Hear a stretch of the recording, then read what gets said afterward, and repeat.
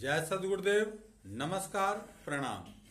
आज मैं अपने चैनल के माध्यम से, जिसका नाम है नो अबाउट अननोन, स्वरवेद के दिव्य अनुभवों का जो सार है स्वरवेद में, वो मैं बताने जा रहा हूं।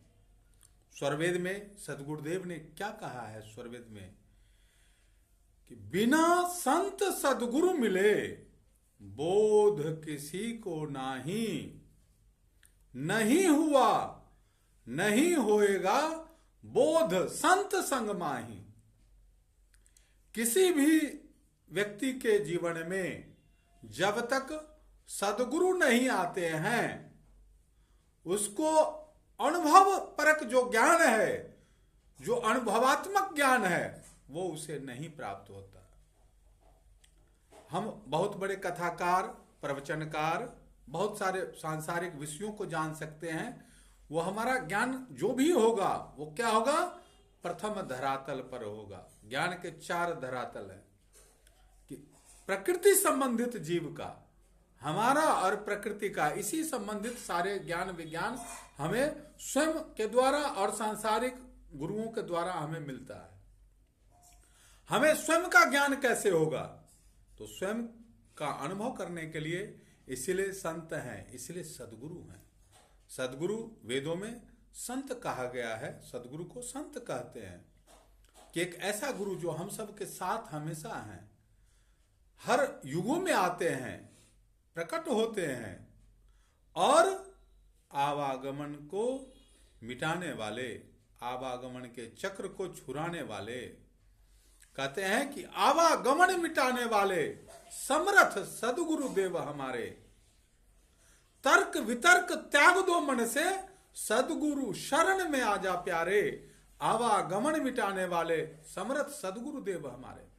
सद्गुरुदेव ऐसी समर्थ सत्ता है जो अगर जीव थोड़ा सा भी उनके प्रति, उनके कहने में रहता है, सेवा भावना में रहता है, उनके बताए मार्ग पर चलता है, यानी अनुशासन में रहता है, तो उसका कल्याण ही कल्याण है।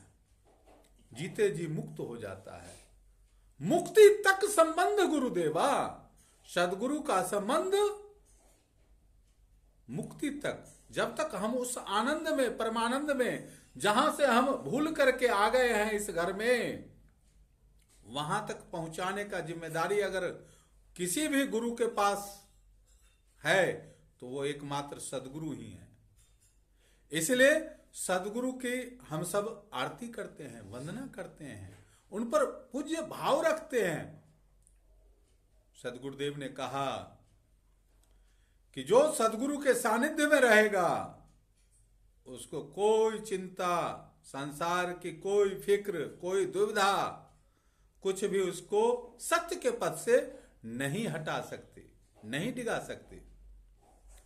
स्वामी जी ने स्वरवेद में कहा कि सेवक बेपरवाह है, सेवक सेवा काम, बोध शांति सेवक मिले, यह स्वामी वरनाम। तो हम सब सेवा में लगे रहें। सेवा के द्वारा हम में वो पात्रता आ जाती है कि सद्गुरु का जो ज्ञान है, जो विज्ञान है, जो अनुभव है, प्रकृति क्या है, जड़ क्या है, चेतन क्या है, मन क्या है, और इसकी जो तरंग है वो हम पर उतनी हावी नहीं हो पाती।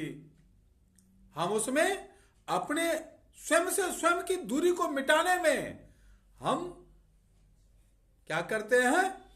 हम सफल हो जाते हैं। हमें समझ बूझ आ जाती है, क्योंकि अध्यात्म बहुत ही गूढ़ विषय है।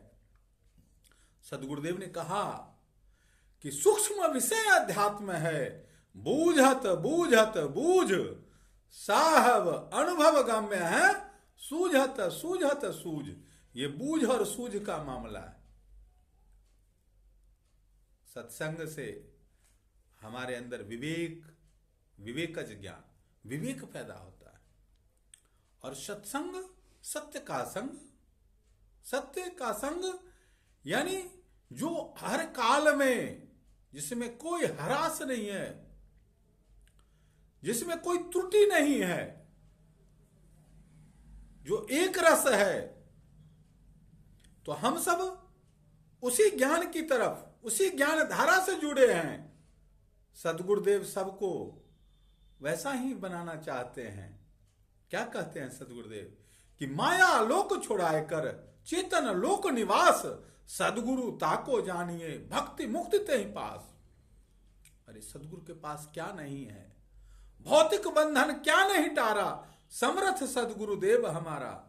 जब संसार में हमारे कई गुरु भाइयों का अनुभव सुनते हैं, जो भी जिसके आराध्य हैं, इष्ट हैं, जब हम दुख में रहते हैं, तकलीफ में रहते हैं, सांसारिक कोई परेशानी रहती है, तो हम उसकी भी प्रार्थना करते हैं। तो दो तरह की प्रार्थनाएं होती है, एक भौतिक और दूसरा आध्यात्मिक। तो सदगुरुदेव की सेवा से हम सबका जन्म सफल हो जाएगा। मानव जन्म में आए हैं मित्रों, तो हम इसका विचार करें कि ये धन, ये धान्य, ये जग में नाम, यश, कीर्ति, शोहरत, जवानी, मान धन जग का, रहत नहीं सब दिन रंग में, ये सब दिन रहने वाला नहीं है। उस शाश्वत सत्य को हम समझें, जाने कि जहां जाना है उसकी भी तैयारी करें, जीते दिए हम संभल जाएं। तो सदगुरु के चेतन प्रकाश में चेतन आत्मा के द्वारा चेतन परमात्मा की भक्ति होती है। इसके लिए हम सब सदगुरु के आगे हमेशा नतमस्तक रहें, श्रद्धा रखें, पूज्य विश्वास रखें।